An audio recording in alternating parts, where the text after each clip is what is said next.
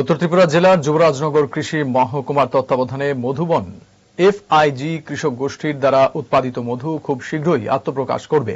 মৌমাছি পালনে উৎসাহী এরকম ৩২ জন কৃষককে প্রদর্শনীমূলক মধু চাষ করার জন্য কৃষি বিজ্ঞান কেন্দ্র থেকে দেওয়া হল ৪,০০০ টাকা মূল্যের মৌচাক।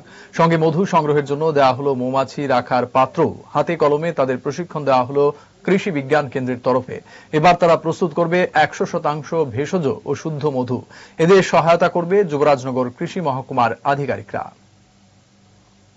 যুবরাজনগর ব্লকের অন্তর্গত মধুবন এবং তার পার্শ্ববর্তী কিছু দুই একটি কালসভাতে, বিশেষত রাজনগর এবং হাফলংয়ে কিছু যুবক জঙ্গল দেখে মধু আহরণ করত এবং তা স্ক্যাটার্ড ওয়েতে বাজারজাত করত।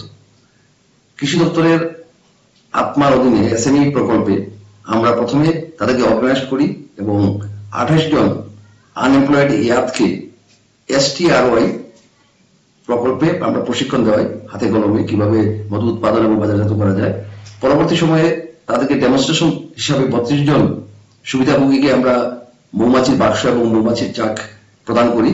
ফলস্বরূপ এখন ওনারা কমার্শিয়ালি কাল্টিভেশনের দিকে এগিয়ে গেছেন এবং রিসেন্টলি ব্র্যান্ডিং করেছে অন্নপূর্ণা SHG নামে একটি সংস্থা এবং ইতিমধ্যেই ওনারা তা বাজারজাত করবেন। যুবরাজনগর কৃষি মহকুমার মাধ্যমে আমি মৌমাছি পালনের প্রশিক্ষণ পাই। প্রশিক্ষণ পাওয়ার পরে আমাদেরকে মৌচাক সহ আমাদেরকে একটি বক্স দেওয়া হয়েছে। বক্স দেওয়ার ফলে আমরা এটা থেকে মধু সংগ্রহ করি। স্যার হয়েছে আমরা মৌমাছির বক্স দিব, পোকা দিব, ট্রেনিং দিব। তো তারপরে আমরা ট্রেনিং দিছি, হাতে কলমে আমরা শিখাই দিছি কেরম কিরা করতে লাগে। পোকা সমেত বক্স দিছে, আমরা বাড়িতে নিয়ে বসাইছি, এটা থেকে মধু কালেকশন করতে আসি, তারপরে আমরা খোলা বাজারে নিয়ে বিক্রি করি। এটা ঠিক মতো সঠিক মূল্যটা পাই না। মানে বাজারজাত করার জন্য একটা SHGর মাধ্যমে, অন্নপূর্ণা SHGর মাধ্যমে আমরা ওইটা মানে বাজারজাত করবো।